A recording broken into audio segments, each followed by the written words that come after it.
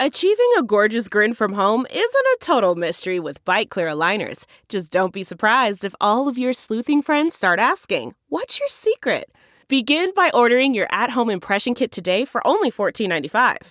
Bite Clear aligners are doctor-directed and delivered to your door.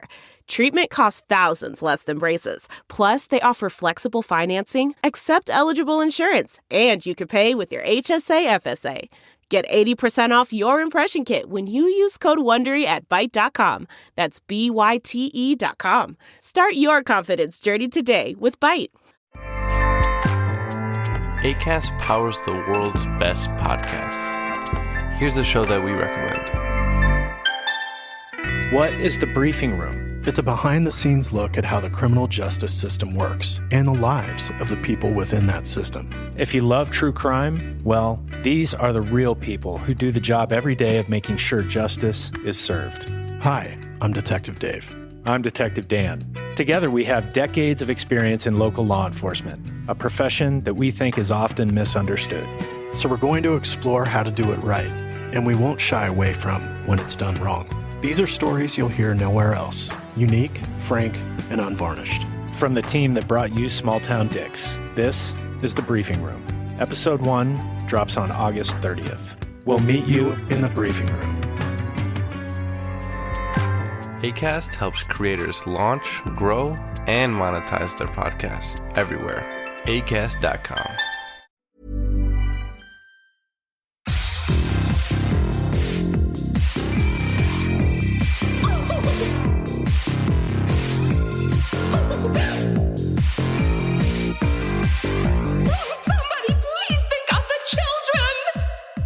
And welcome back to Scarred for Life, the podcast where we open up old wounds by looking back at the films that scared us as kids. I'm Terry. And I'm Mary Beth.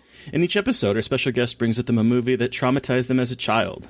This week, our guest is Reyna Cervantes. She is the co-host of the Horror in Session podcast, and you've seen her writing everywhere, from Screen Queens, Sci-Fi Fangirls, and Bloody Disgusting. Welcome to the show, Reyna.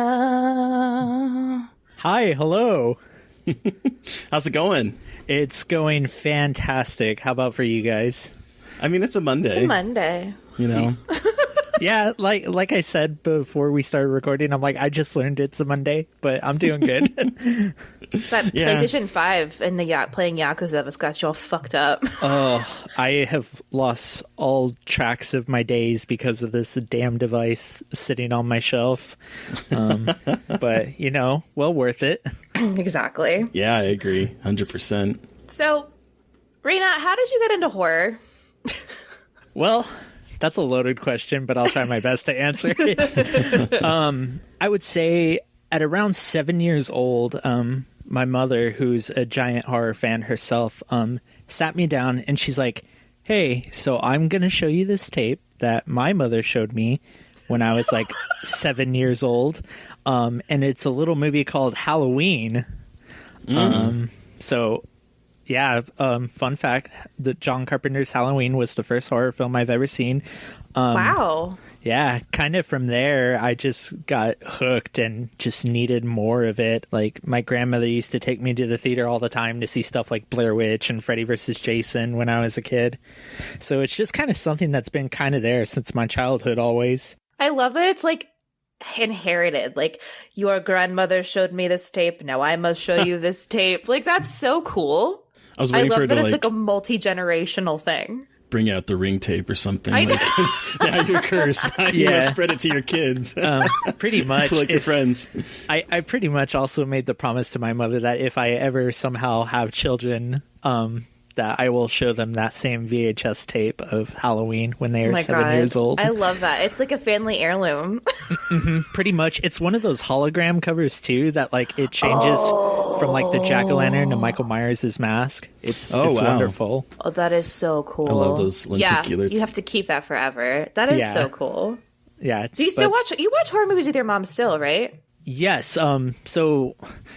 So me and my mom do this thing, especially during the pandemic, where we watch a movie like every single night. And lately it's just been like all these different horror movies. Like this last couple weeks ago, I showed her The Guest and I showed her Black Christmas 2019. I'll just like keep her in the loop about modern horror, essentially. That's so cool. What does she think about modern horror, the ones that you've shown her? So she loves the work of Mike Flanagan. I mean, She's one of us. I feel like everyone should.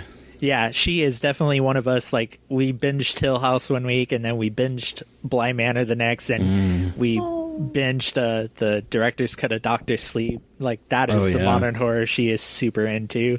Good. Cool. That's good. So what were a few of your horror favorites growing up? So obviously Halloween. Aside from that, huge fan of Freddy vs. Jason, even to this day. Really? I think it's a classic of stoner horror. Ooh, okay. Yeah. So that's another one I'm huge into. All of the Friday the 13th movies. My parents had the original one on tape, and I watched that one. And I begged my father to take me to Blockbuster Video to go rent part 2. And then every week he would just take me and I would rent like part 3 and then part 4. And that's how I watched the entire Friday the 13th franchise. So you saw them in order. Like, I feel like, especially like living in the 80s when I did, like, you basically watched whatever you could get your hands on. So my whole Friday the 13th experience was like out of whack of like seeing him when he had a mask and then seeing him when he didn't have a mask and seeing his mom. Like, it was completely out of order. That's wild. Excuse me. Wild that you actually got to see it from the very beginning. Yeah. And I think that was like part of my doing because my parents like only liked the first one for some reason. They're coming around on part 4 and 6. But I was like, I want to see the rest of these. I think the only one I didn't see out of sequence, like in sequence, I meant, is I saw Freddy vs. Jason before I saw the rest of the franchise. So then I went back and watched them all in order and fell in love with that series. So in Freddy vs. Jason, you root for Jason? Oh, 1,000%. As far as I'm concerned, that ending, he won. Get out of us podcast. Just kidding. Okay. That's the end of this podcast. Can I lay down something about Freddy vs. Jason, even though I love it? It is a fantastic Nightmare on Elm Street movie, but a terrible Friday the 13th movie. That is also very true.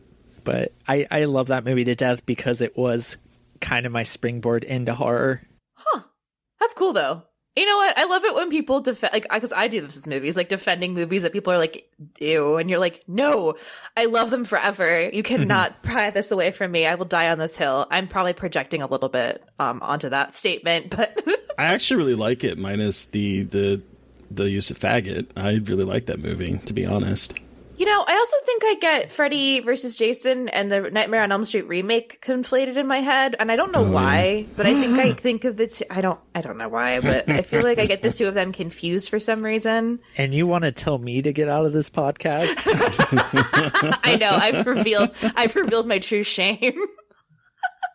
Oh my all gosh, have our Mary vices. Beth, what if we did a what do they call it when like you talk over the movie? Like a riff tracks kind of thing? No, a commentary? Like, a commentary. What if we do a commentary on the Nightmare on Elm Street remake? Honestly, I would fucking I hate that love movie that. so fucking Let's much. do it. Okay, cool. Coming up, everyone.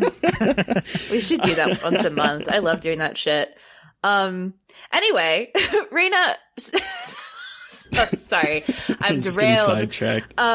So Reyna, as an adult, like, what draws you to horror now? Oof. Another loaded question. Gosh, you guys ask some real hard stuff, but I'm willing to tackle it head on. I think what draws me to horror nowadays is I think it's one of the most progressive genres of filmmaking. I feel like it's not afraid to tackle topics that other genres will kind of just tiptoe around or not really address. And to me, that makes it not only more interesting to watch, but also more fun to analyze. And also, it just makes it like, I'm more drawn to it because of that, because it has something to say a lot of the time. Yeah, and I mean, I think because of the mercurial nature of the genre, you can talk about things sort of like you were talking about. You can talk about things that you really can't without being with. I guess it adds more nuance to it in a way of being able to talk about a subject without maybe diving headfirst into it. You can sort of like use it as a metaphor. So I agree. That's kind of what draws me to horror too. Now as an adult. But do you still get that childhood fear watching horror? Yes and no. I get it from weird movies. Like weird movies like terrify me nowadays with like in the context of like modern horror. Like what? Like what? Annihilation terrified me. So did Hereditary, but also full disclosure, I was on edibles when I watched those for the first time. Why would you do that? Listen, I saw the trailer for Annihilation and I was like, I don't want to see this sober.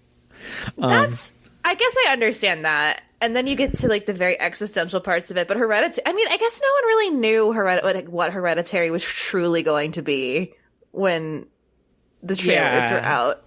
Yeah, and that's once I realized that it was like a family drama about like real family stuff that I was like, oh my god, this is I started to get super anxiety. And that one was actually the mushroom edible, not the marijuana edible. Oh, good God. Oh, Reyna.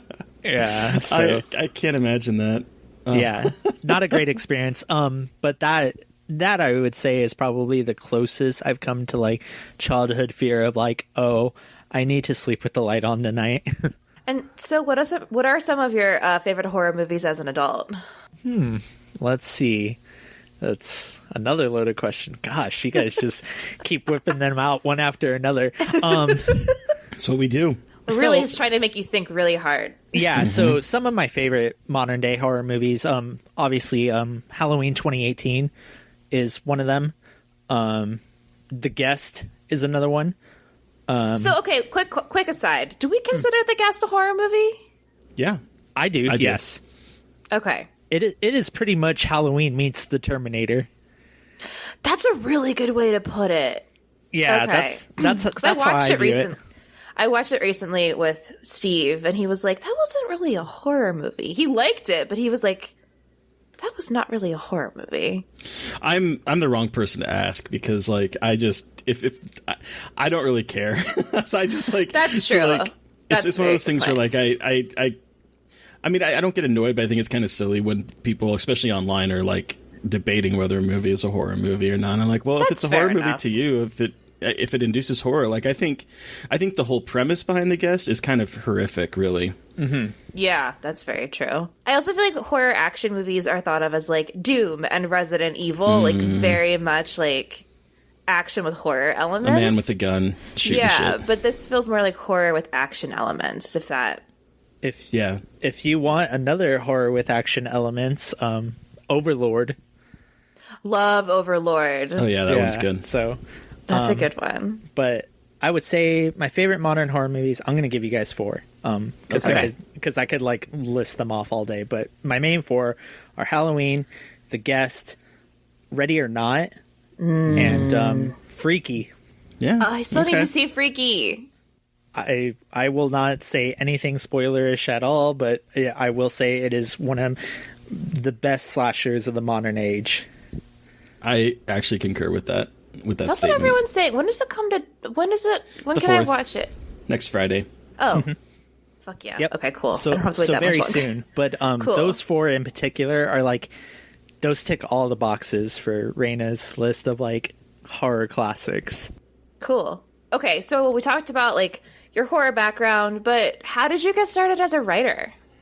Gosh, I guess like Heavy hitters every single time, Reyna. Come yeah, on. literally heavy hitters. Like I feel like a punching bag We don't right fuck now. around. Yeah. We don't fuck around. Tell us We wanna about know your what life. makes you tick. Listen, I thought you guys were gonna go easy on me because I'm friends with you, but I guess not. Literally, everyone gets this treatment. So sorry. I guess I'm honored. I was gonna say you don't get it easy. Come on. So I guess what got me into writing was before I got into the writing space, before I even transitioned, honestly, full disclosure for people who aren't listening, I am transgender. But before I was a screenwriter and working at AMC and Oh shit! No way. yeah, I have actually written a script and was able to pitch to like some of the producers of La La Land, whole spiel. Whoa. Wow. Yeah. Wow. And I then did not know that about you. That is so cool. yeah, it's a side of me I don't really talk about, but Fair enough. I'm hoping to get back into it very That's soon. so cool. But I was a What screenwriter. was that like? Oh, you want to talk about the most nerve-wracking thing? Pitching a producer is the most nerve-wracking feeling. I would forget how to talk. I'd be like, show, good, make it. Movie, do stuff. Like, literally, Boom. it was like our pitch, like me and my co-writer, we rehearsed it like 2 weeks. We had to memorize it like to a T. I mean, that makes sense, though. How did it go? Can you not tell us? Obviously, not very good. Oh, This was back in like 2017, so. okay. But in the meantime, I was the manager at AMC, and I kind of just like viewed. I know it's cliche, but like, oh, I view movies differently. But like, compared to my coworkers, like I would always like have this like weird analysis like on a movie, and one of my best friends, she was like, hey, you should write like reviews or something. And I was like, really? And she's like, yeah. She's like, I love the way like you talk about movies, or you pick up on stuff that like other people don't. So after a while, I just kind of mulled it over in my head, and I kind of just like started pitching sites, and eventually they bit. And honestly, this year is like the first year where I've like kind of really like got them noticed by like other major outlets. So this is all kind of a new game to me, to be honest. But that's kind of how I got into the writing and like film analysis game. Yeah, I mean, you got to start somewhere, and like, I mean, in the horror sphere, I've only been doing it for 2 years, so I mean, yeah, you know, it's you start to like pick up steam, and before you know it, I mean, gosh, your credits are really awesome. I was going to say you're killing it. Yeah, you've written for Fangoria Plus, and you've written for Bloody Disgusting, and all of these different places. Mm-hmm. Yeah, and you were actually pretty detrimental in like me springboarding into other outlets, because you've hosted a couple of my pieces. Detrimental? Detrimental. Like I don't. You mean instrumental? Yes, instrumental. Sorry. I was like, Terry ruined your career. I only asked that. I was like, oh no, Sorry. Terry. Sorry, brain broken. Didn't know it was Monday. brain smooth. Nothing left. Smooth brain, no thoughts. Smooth brain. But yeah, Terry hosted a couple of my pieces on his site, and that just kind of got like the word out there about me, and eventually, yeah, other outlets just started reaching out. It's been pretty great, though. I've been super thankful for the opportunities that many sites have given me. Yeah. Yeah, I mean, that's kind of how I was hoping my site would be for other people, is they would give a place that someone could have their stuff hosted and seen, so that they could springboard off and do stuff. So that's really good to hear. But you also have a podcast, Horror in Session. How did this come about? I do. So Horror in Session, our elevator pitch is, we try to be as little gatekeepy as possible. So my co-host Kayla, who is a wonderful human being, I had actually met her in like the Twitter sphere of like Star Wars fandom. Oh wow! Oh cool. Yeah. And like one day she like posted a photo where she was wearing a Halloween shirt, and I was like, "Oh, you like Halloween?" And she's like, "Yeah." She's like, "It's like one of 2 horror movies I've seen." And then she was like, "But I'd kind of love to get into horror more." And I was like, "Oh, hear me out." So we got to talking, and she's a podcaster herself. She runs a Star Wars podcast. And I just kind of said, "Would you be down to just kind of like view like different horror movies that I assign to you, and then we come on each week with like a guest and we just talk about them?" And she said, "Hell yeah, that's perfect." I basically wanted to create something that new and old fans of the genre could listen to. I guessed it on it for found footage. Yes. What? Wow, shocking. Me, found footage. And it is a really awesome. Do you know anything at all about found footage, Mary Beth? I just like a tiny bit. I've dabbled. Just a little? Just a little bit. Okay. A little bit. I saw the Blair Witch Project once. Listen, that episode is nothing but me and Kayla exposing Mary Beth for like an hour and a half. It's embarrassing. But it is a really awesome podcast because I love that it's like someone who is very familiar and someone who isn't. So it's like people can listen from both camps and love it and enjoy it and not feel like I am lost in all of the references that you're making. So it's an awesome podcast. Yeah, thank you very much. Of course. Okay, so Reyna, what movie are we talking about today? We are talking about The Great Mouse Detective. Oh boy, yes we are. Yes we are. So from the creators who brought you The Adventure of Aladdin and the excitement of The Little Mermaid comes a tale of mystery, suspense, and a great big adventure in The Great Mouse Detective. When a beloved toy maker disappears, Delightfully wicked. there's only one mouse for the job. Basil at Baker Street, my good fellow. Together with his trusty sidekick, he's ready to crack the case. Your father is as good as far. Miss Flamhammer. Flavisham. Whatever. But only if he can stop a Slimy, contemptible sewer rat. Tricky and wicked, of course.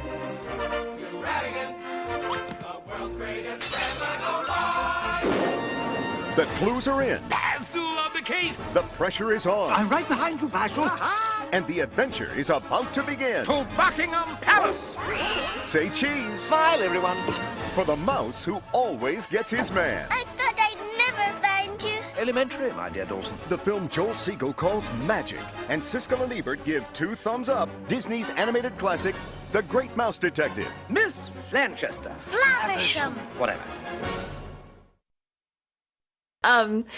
So The Great Mouse Detective is a 1986 Disney movie based on the children's book series Basil of Baker Street. The Great Mouse Detective is about the mouse version of Sherlock Holmes who discovers a dastardly ploy when a toy maker is kidnapped. It sounds so fucking cheesy when you say it like that.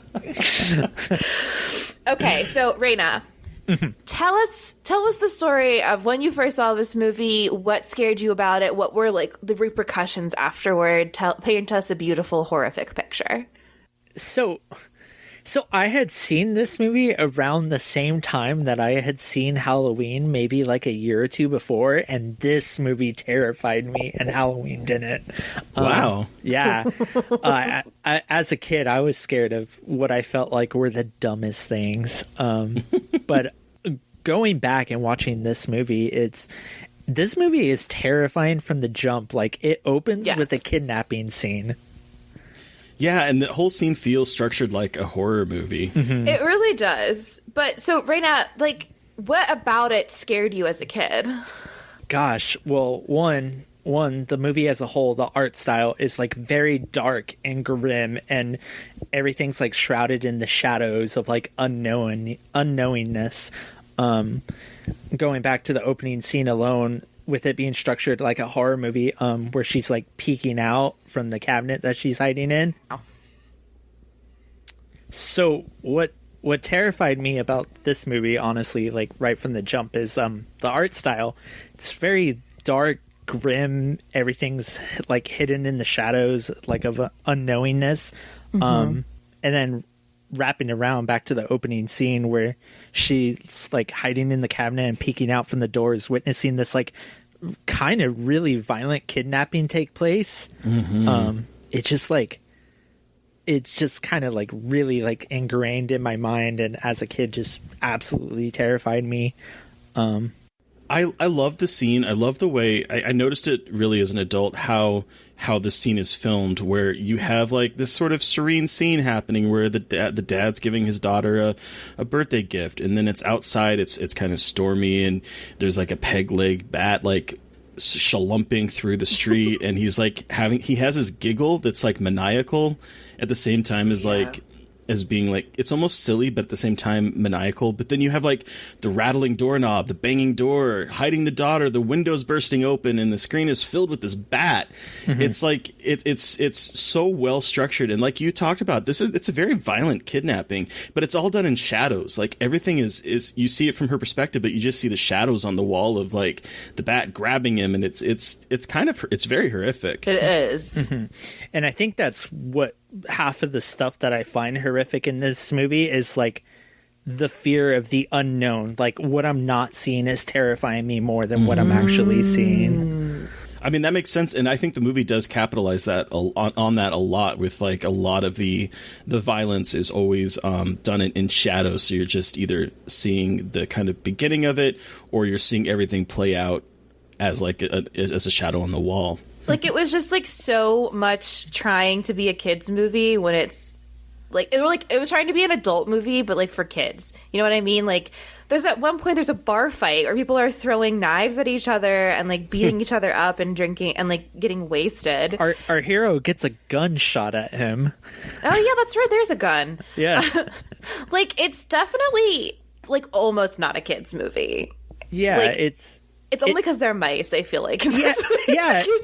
And I think it's that weird era where like Disney wasn't doing kids movies; they were doing family movies. And I think this, like, 100% falls into that category, like, very firmly. Yeah, I mean, we've talked about this a little bit on the show where you had, like, Return to Oz, where it was basically, like, Disney taking an adult theme and presenting it as a family film. So you had, like, Return to Oz being this very kind of creepy post-apocalyptic thing, and you had the Dark Cauldron, or the Black Cauldron, being, like, this sort of, like, dark fantasy thing that was really popular at that time as a kid's movie. Or you had, like, even, like, the live action with, what is that movie called that we talked about with Chelsea earlier this year? Why am I drawing a blank? The one about... Oh, Watcher in the Woods? Watcher in the Woods is like this folk horror movie that's like set for like, it takes those sort of like adult themes of folk horror and presents them as a kid. So I think this was like really popular for what Disney was doing at that time. Yeah. And to me, it's also very interesting. I don't think I caught on to this because I first saw this when I was very young. Like, this is one of my all-time favorite Disney movies. I love this movie so much. I think it's because of the character of Basil, which we'll talk about later. But I was just like, this was one of the movies I watched on repeat. And I hadn't watched it since I was a kid. And so I picked up on a lot of things that we'll discuss, but also I didn't really pick up on the Sherlock Holmes aspect as much. Like, when I was a kid, I didn't know who Sherlock Holmes was. But, like, Jesus, like, could they just be, like, any more obvious that it is a Sherlock Holmes parallel? Even to the point that he lives in Sherlock Holmes's house. But I also have, like, a couple questions about that in terms of logistics. Like when Dawson shows up at that one place, the mouse and the guy, like, do they just shadow each other forever? Like, is it like your shadow? I don't know. I thought entirely too hard about a movie that has like no stakes, but I was like, wait. No, I thought too, because like Dawson brings up how he was like in Afghanistan, and I was like, what was he there for? Like, he was doing you never heard about the Mouse Wars? Mouse surgery in Afghanistan. The Mouse Wars. No. The Mouse Wars of the 80s? You never heard about those? I need a prequel focusing on this. We broke Mary Beth. Just like I'm imagining little mice with like bayonettas and stuff. but like underneath bayonets. Oh yeah, but Bayonetta. Bayonetta, the video game character? Yes, there are many witches whose hair is their armor. And I 100% just went with it. I was like, Bayonetta. They're fighting in the Mouse Wars with Bayonetta hair. Oh my god. But yeah, I guess that was just like something I thought about this time. And again, probably was just to be like, hey, look the parallels between Sherlock Holmes and Basil. But I was just like, good God. I mean, it is based on that children's series, which was like a kid's series for people. It was basically like a Sherlock Holmes kids series. So it was basically like what this movie was. But what was interesting was that they originally were going to call it Basil of Baker Street, but when Black Cauldron flopped, and all of a sudden Katzenberg and Eisner were hired to run Disney, they were not happy with this movie. They weren't happy with the pacing. They weren't happy with the budget. So they slashed it all. They slashed the budget. They moved it up from being a Christmas 87 movie to a July 86 movie. They did everything they possibly could to basically sink this movie, it feels like. What's crazy though is that the creative team behind this went on to do The Little Mermaid and then kicked off the Disney Renaissance. Right. Well, this movie was not a flop when it was released. It made decent money. Yeah. Especially compared to The Black Cauldron, which was a flop. But what's funny is when I was digging into kind of the history of this movie, after the film was retitled to The Great Mouse Detective to be more amenable to the U.S. audience, I guess the animators started like doing an inner office memo changing the names of preceding Disney films to give them generic titles. So they had one that was Seven Little Men Help a Girl. And The Wonderful Elephant Who Could Really Fly. Oh my God, I love that. I need a custom Blu-ray case with that. My favorite is Two Dogs Fall in Love. Oh, that's so cute, though. What would Pinocchio be? Because if I'm being real, that's my favorite Disney movie. It would be like Little Wooden Boy Who Lies. Let's see. What did they? I'm trying to think of, because there's a whole list of them. Oh, there was I need this list. It's fantastic. The little deer who grew up, the girl with the see-through shoes, puppies taken away, which is Dalmatians, a boy, a bear, and a black cat. Wow, I took me a second to think about what that was.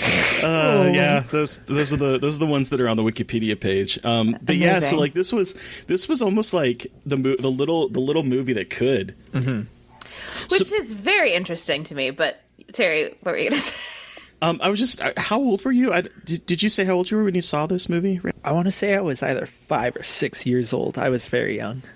Okay, and so was it just the animation, the opening scene, or was it the movie as a whole? What about it, other than what you've talked about, scared you? I think it was just the movie as a whole. Like, even to this day, I find this movie exceptionally dark. Like I said, the art style, like the scene also where they go into the toy store and that's the scene that freaked me out as a kid. And when I started watching it, I had like flashbacks. Like, there's that. There's like the robot of the queen that's like super terrifying, especially when it's like the skeleton pieces of it. It's the cat that eats the drunk mouse.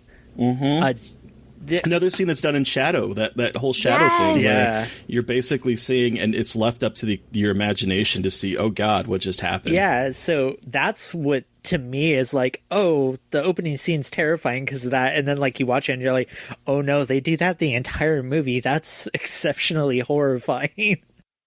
Well, I think they did a really good job of sort of nailing that feel of like Victorian England with like that you'd see, like you could imagine a Jack the Ripper mouse like, just hiding in the city. Like, I would watch the shit out of that movie.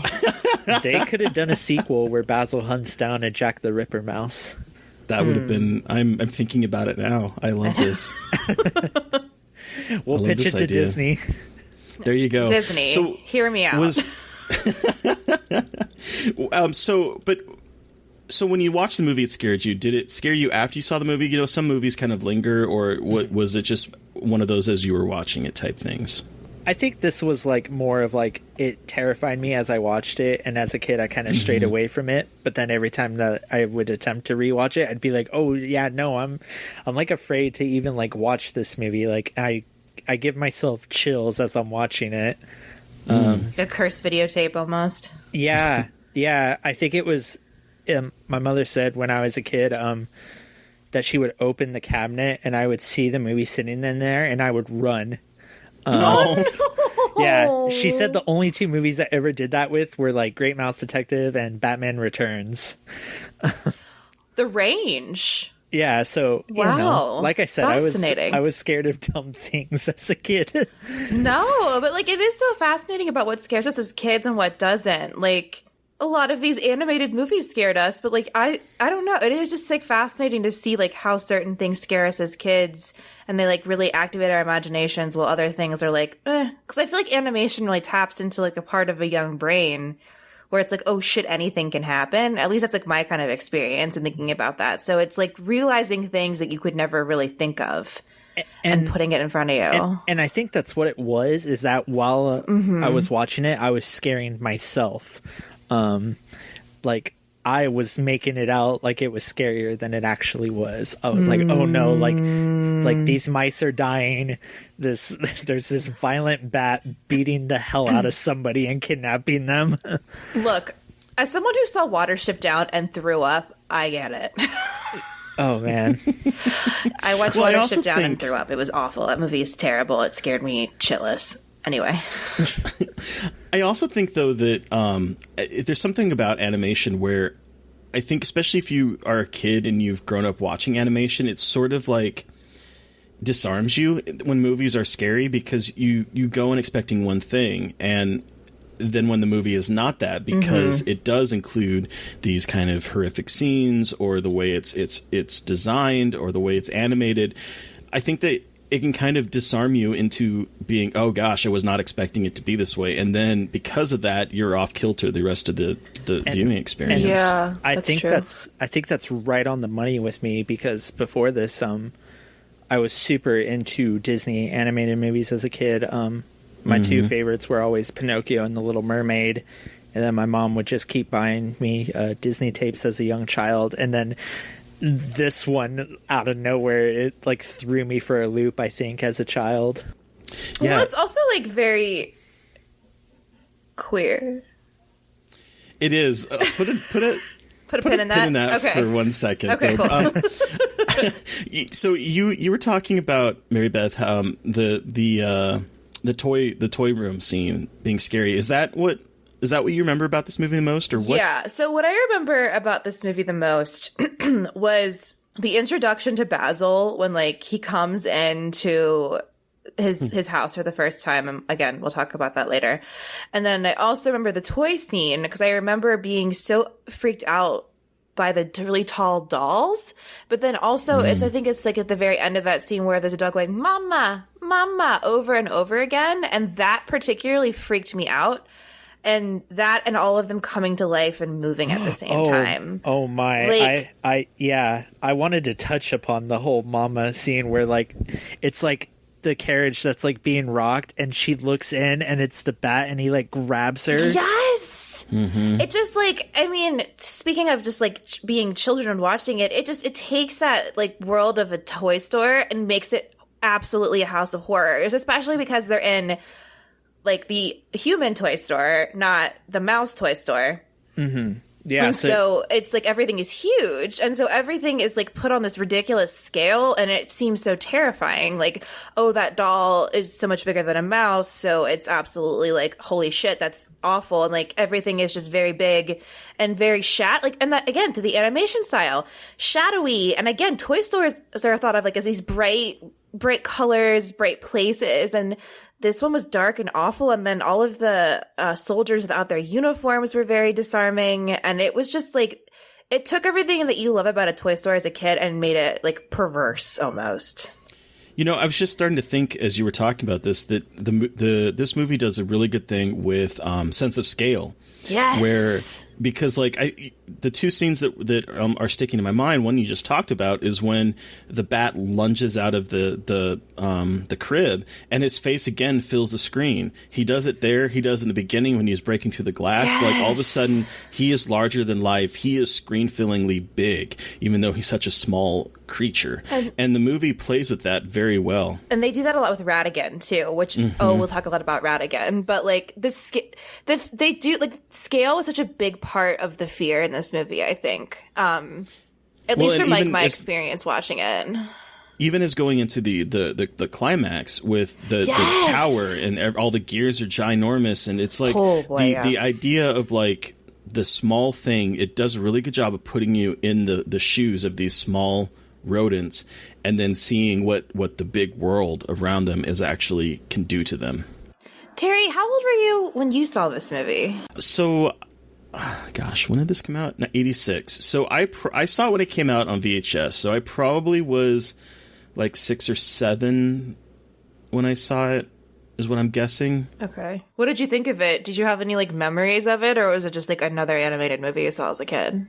As a kid, I remember really liking it. I was never scared by this movie, but I really, really enjoyed it. And it's one of those movies that I have not seen since I was a kid, and I wore out the VHS tape.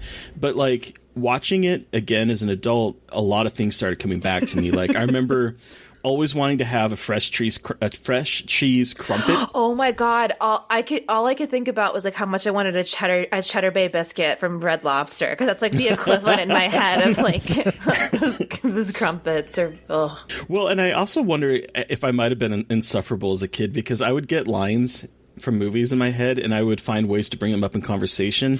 And I forgot that this line was in this movie, but like I used to say all the time, and saying that I needed some place to go because it was introspective and I want to introspect.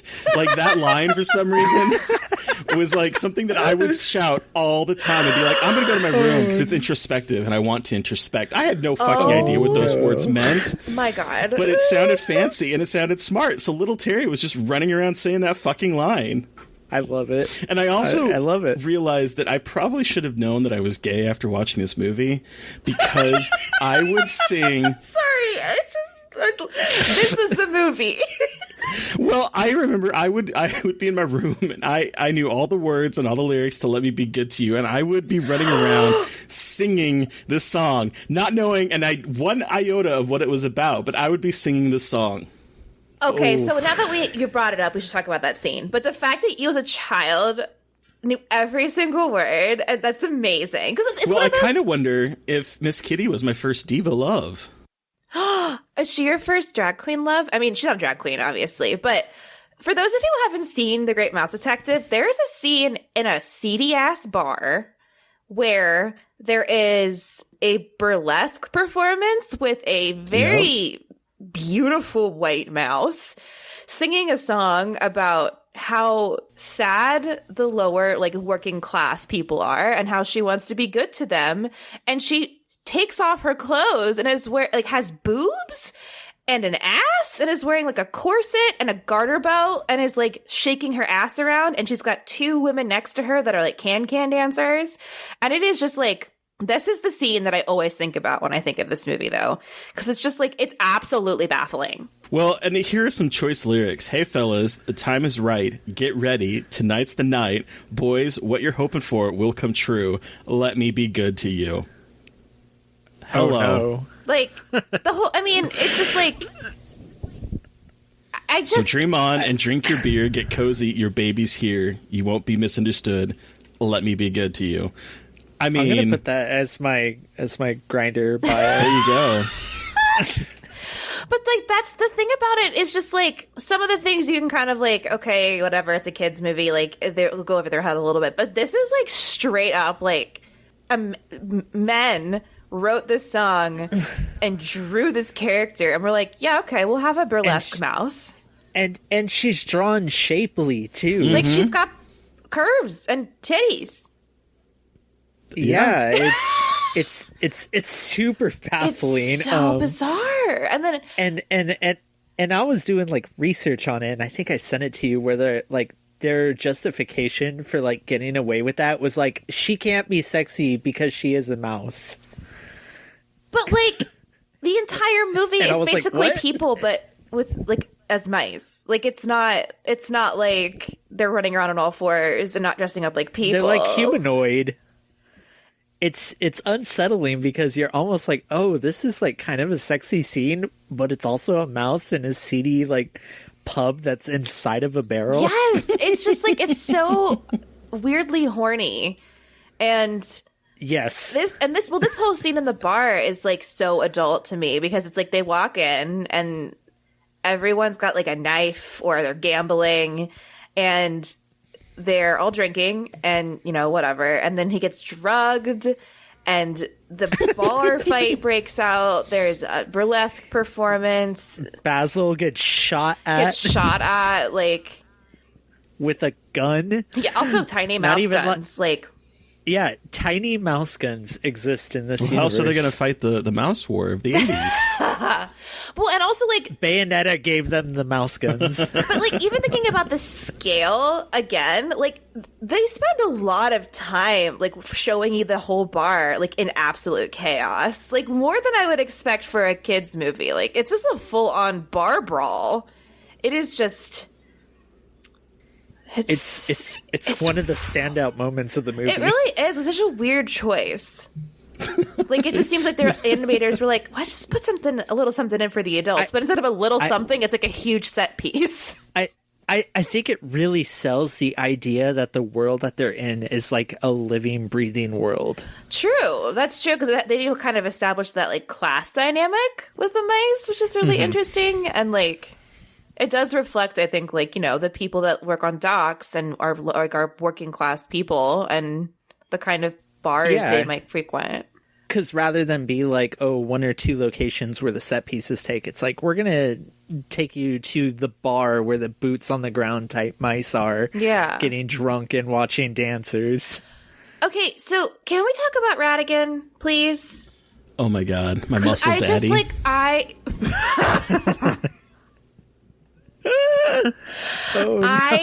love it.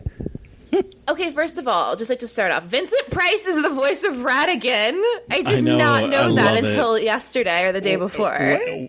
Once again, crossing over with the horror genre. Right? Okay. And so... Miso agrees. Yeah, Miso is like, I want to talk about fucking Great Mouse Detective.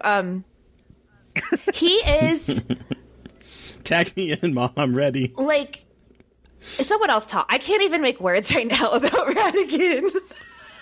You know, the thing is that he's introduced with his own sense of like a burlesque performance, and it's staged like a burlesque show, even though he doesn't get as naked as poor Miss Kitty does. Which again, Miss Kitty. Is her name really Miss Kitty? It is. Oh, it is Miss Kitty. Oh, for fuck's sake. But you know, it's what jumped out at me is so he has this garish throne. He has, like, this red carpet leading to it. He stands there. He has his fawning group of thugs, men, who are, like, fighting over each other to light his cigarette. Like, he puts out his cigarette, and it's like a scene from a movie where the hot, you know, burlesque singer is, like, sitting there, and she, like, boys, and, like, holds out her, like, cigarette, and everyone, like, leaps to, like, light it. All of his men do that. And then he's strutting his stuff. He's flouncing down the red carpet. A spotlight shines on him. He's prancing. He's twirling. He plays the harp. It's like... It's a burlesque performance there for his adoring male audience. And he's a champagne fountain. Which I love. Which I love. And it is like, and there are so few music numbers in this movie. Like, there aren't, this is not like a musical, but I think in my head, there's three like musical moments. There's Radigan, which is all about him, and everyone is singing his name. And it's like, and then when they call him a rat, it's automatically like over. Record scratch. And then there's the I'll Be Good to You. And then there's the other love song. Where Radigan is talking about, so you followed me, I followed you. When Radigan plays the record at the end, which, like, okay, that is also very, like, to me, like, very queer, and, like, to be like, I'm gonna write a song about our, like, obsession with each other and press it on a vinyl and then play it. Like, it's so, like, over the top and campy. Yes, they totally are. And, like, that's the dynamic in a lot of Sherlock Holmes stories, but this one, like, really played into that. Like, that's what I love about it. It's like, no, we're just gonna really throw ourselves into this, like, obsessive, weird kind of, like, gay relationship between these two men, mice, male mice. I don't. What I don't think a lot of people realize is, like, at the beginning, it's established by Basil that he's been hunting him down for, like, quite some time. He's got a picture of him framed in his house, and it's, like, not even, like, a mugshot. It's, like, a glamour shot of Radigan wearing his, like, top hat. And Radigan has a doll of him in his lair. So like, people like to talk about, like, oh, Batman and the Joker can't exist one without the other. It's like, no, Basil and Radigan can't exist one without the other. I think I love Radigan. Like, I know he's a bad character, but, like, he reminds me a little bit of the bad guy in Pocahontas. I can't remember his name, but he has the pug and he wears a lot of purple. And, like... The flamboyant, like, I guess, and this is, like, I was thinking about this because I know it's not necessarily, like, a new thing to talk about, like, Disney villains being, like, more flamboyant or queer-coded, but, like, Radigan is not talked about enough in terms of, like, queer-coded, flamboyant, kind of, like, self-obsessed villains who you kind of want to hang out with. it's Vincent Price having the time of his life. Seriously, he is having the time of his fucking life. And it's also interesting in talking about like class dynamics and like, I mean, I guess, what should I call it? Racism or speciesism when he's called a rat. And every time he's called a rat, he absolutely loses his mind.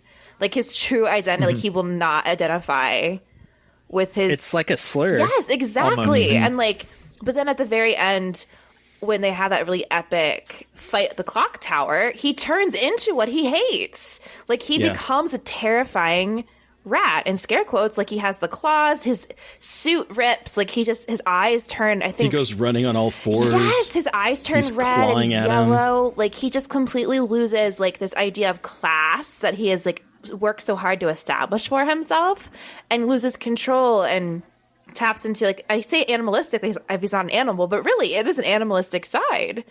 And so it is such like a fascinating transformation and a kind of look at trying to make yourself better in the eyes of the world and like make yourself upper class, but you're still living in the sewers and like wanting to rise up and wanting to be something better, but not being able to.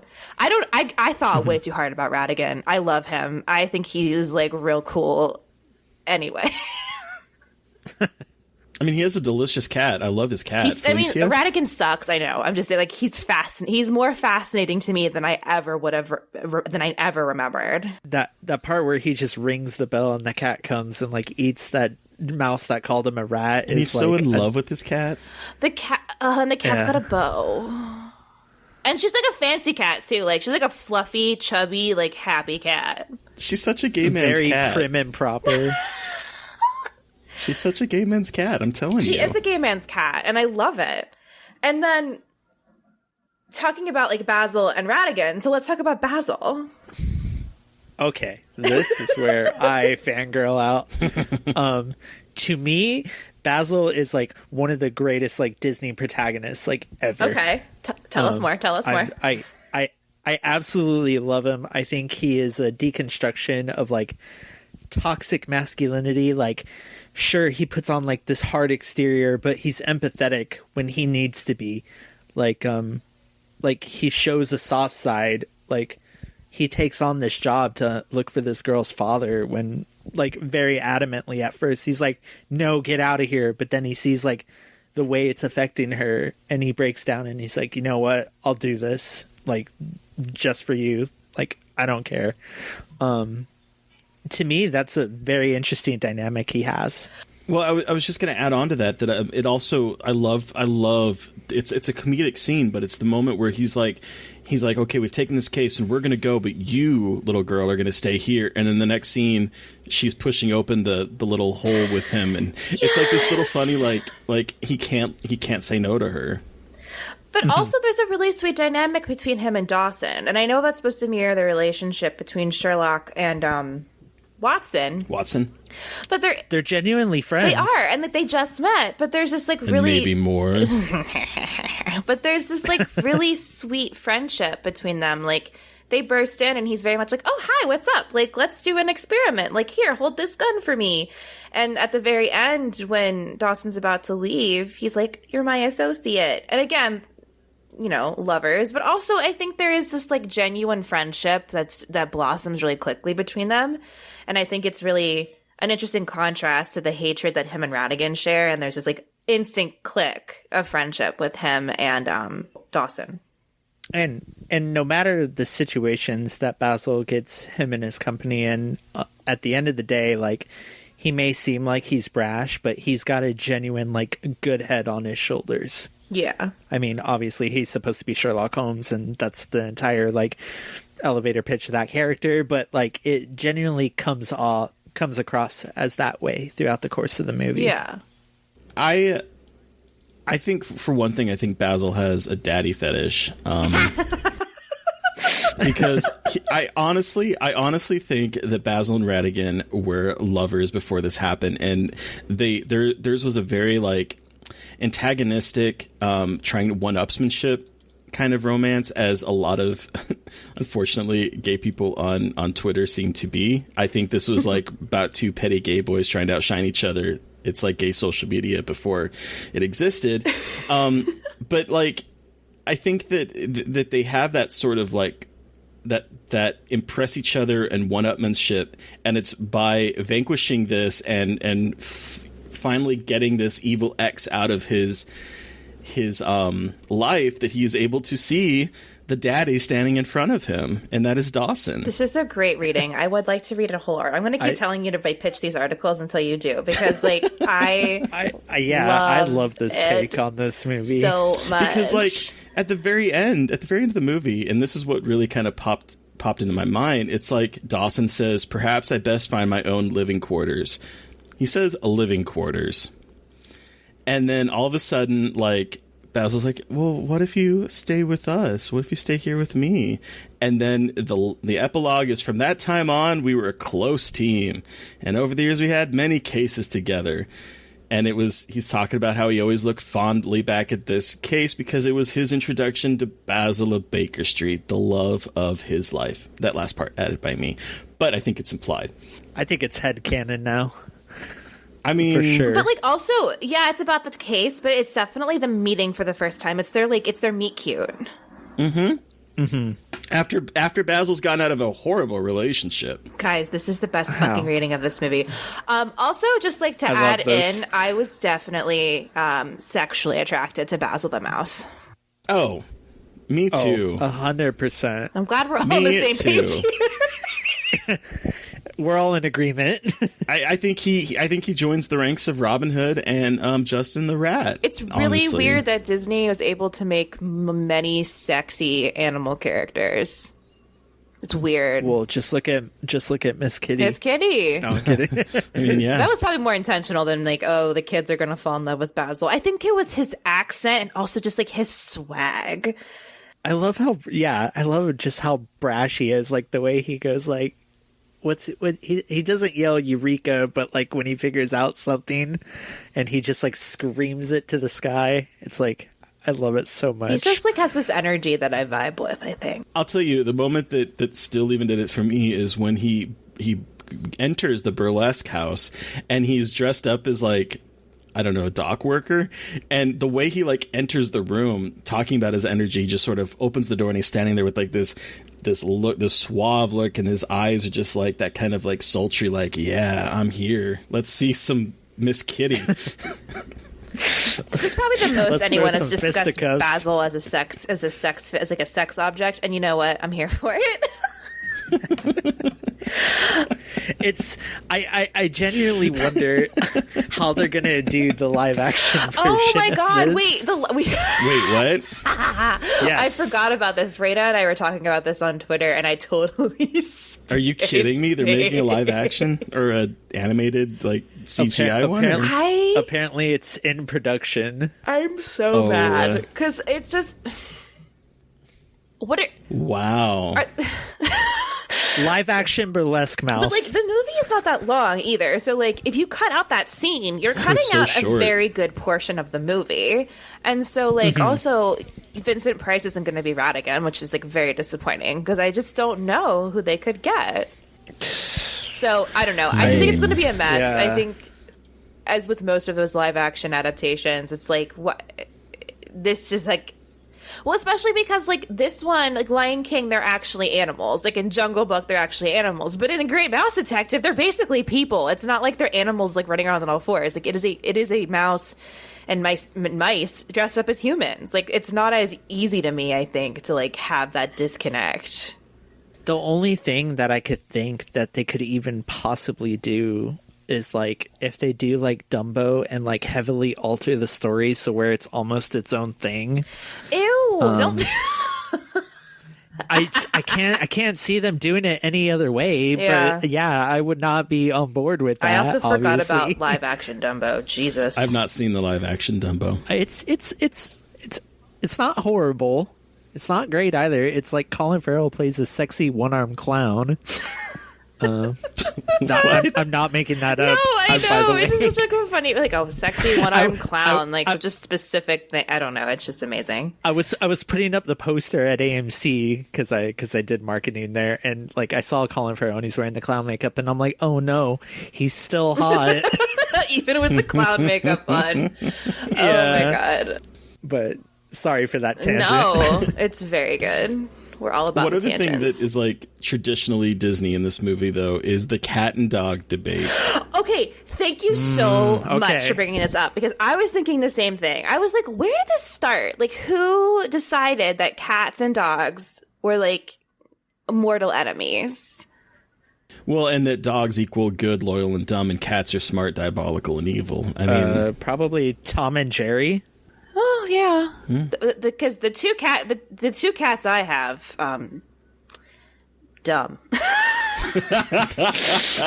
Smooth brain. Smooth brain, one brain cell. Love them. so they're to pieces. Tobies. They're Tobies. Like, they're so sweet. And it's so funny. I talk about this all the time now with cats. I'm like, who saw a cat and was like, they are diabolical and intelligent? I'm like, the cats are not smart. Like, they can be. There are very intelligent cats.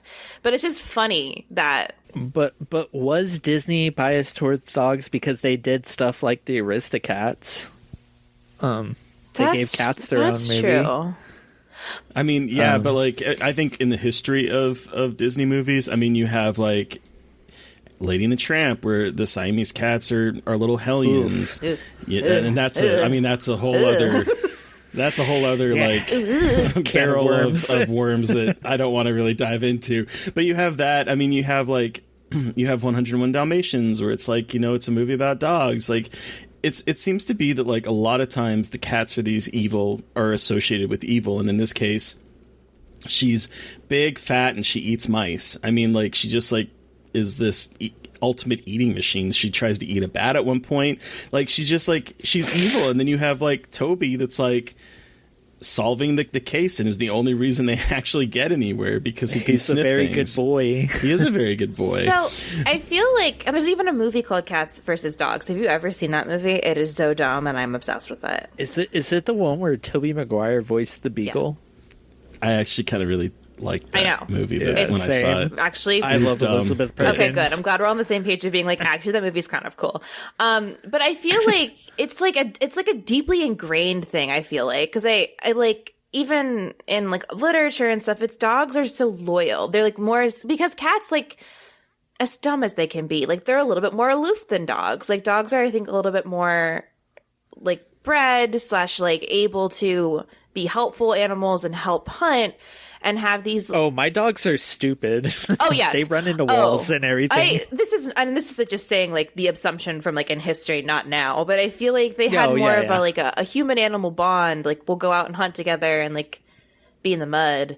And then with cats, they're like very dainty and they stay inside and like they sit on like pretty laps and sleep on cushions and like look pissed. They're like associated with witchcraft too. Oh, that's right. Yeah, with, like, black cats. It is so weird, though. I have a book on my shelf about this I need to read, about like feminine energy in cats, and how cats are also like often associated with evil women, like cat people, and how like the energy that cats have is like feminine but also menacing. So it is actually really interesting. I mean, I don't think there's like a, but then again, no, actually, what the fuck am I saying? The cat is feminine and Toby's male. Oh yeah, and like. I mean, again, might be reading too much into that. But again, like, cats are read as feminine. And therefore they're bad. Oh, my God.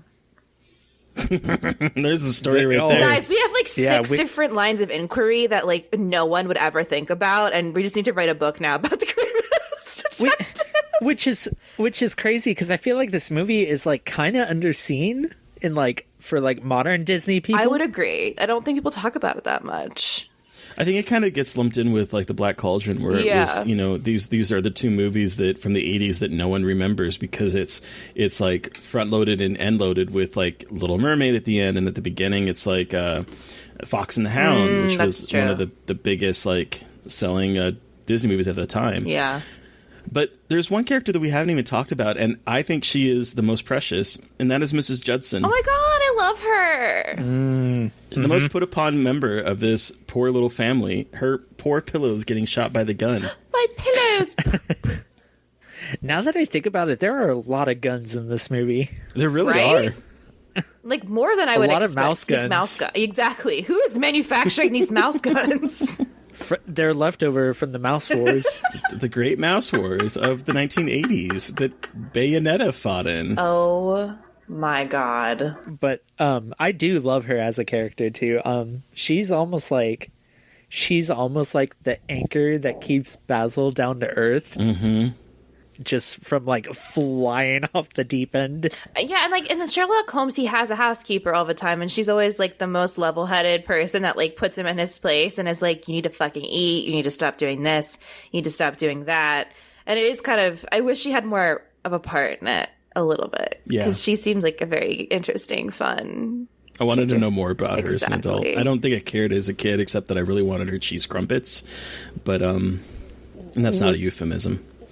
Was this supposed to kickstart like a franchise or like have a sequel or anything? I feel like this was like primed to do that. I think it was too. But I honestly think that when they hired Katzenberg and Eisner to run Disney, that they just had no desire for this movie. That's That's such a interesting. shame too, because like you could literally adapt any Sherlock Holmes like story. Like you could have done like an adaptation of like Hound of the Baskervilles where they go after an evil dog. I feel, and it would have been like, so again, the source material's right there, but oh well, now we get a shitty live action version that's probably going to make me very upset. Listen, I am all for witnessing the nightmare fuel that is Miss Kitty in live action. Oh God. On that horrifying note, do we want to give this a rating out of 5? Yes, I'm bored before I start thinking. So, Terry, how many burlesque showstoppers out of 5 do you give The Great Mouse Detective? Oh, man. I mean, this was a movie that I wore the VHS tape out as a kid, and I loved it. And as an adult, I also still love it. I think it is one of those Disney movies that's never talked about, and I think it's a shame that it's never talked about. I love our queer family, and I wanted them to make more.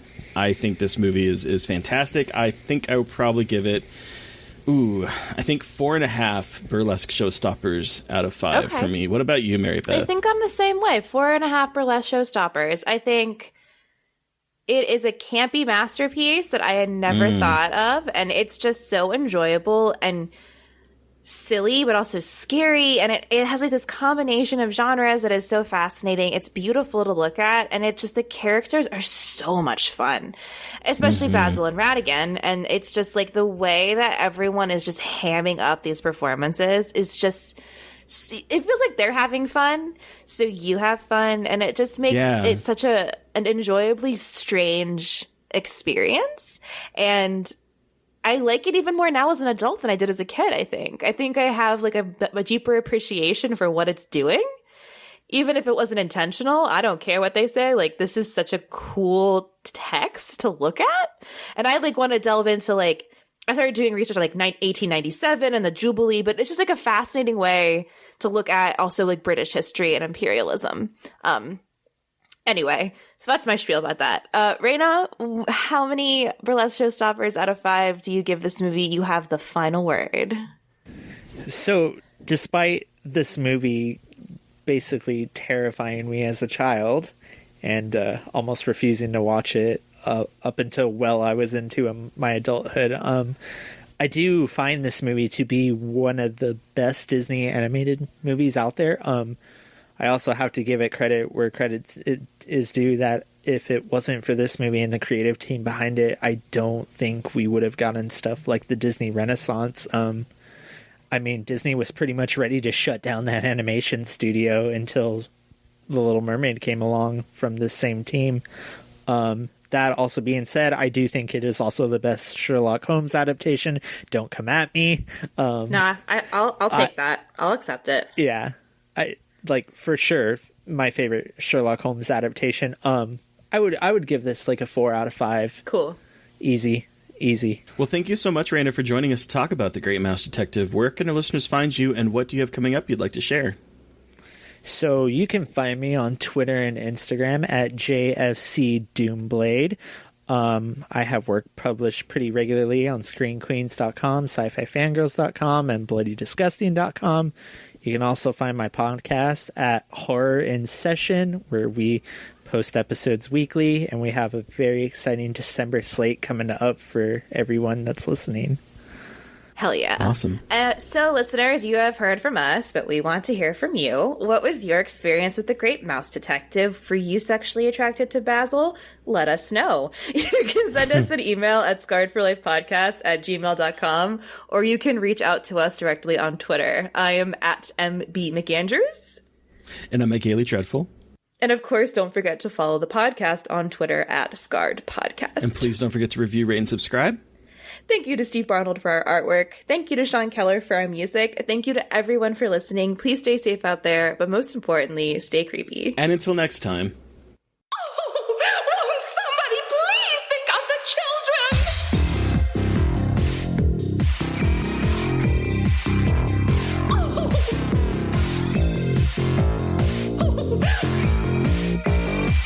Won't somebody please think of the children?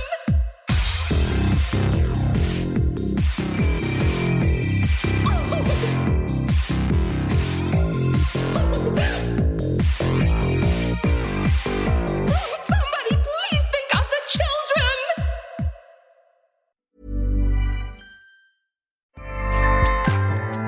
Acast powers the world's best podcasts. Here's a show that we recommend.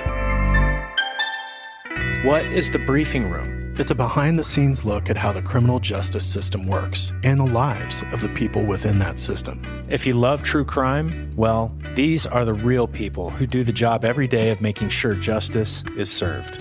Hi, I'm Detective Dave. I'm Detective Dan. Together, we have decades of experience in local law enforcement, a profession that we think is often misunderstood. So we're going to explore how to do it right, and we won't shy away from when it's done wrong. These are stories you'll hear nowhere else. Unique, frank, and unvarnished.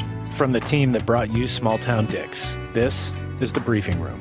Episode 1 drops on August 30th. We'll meet you in the briefing room.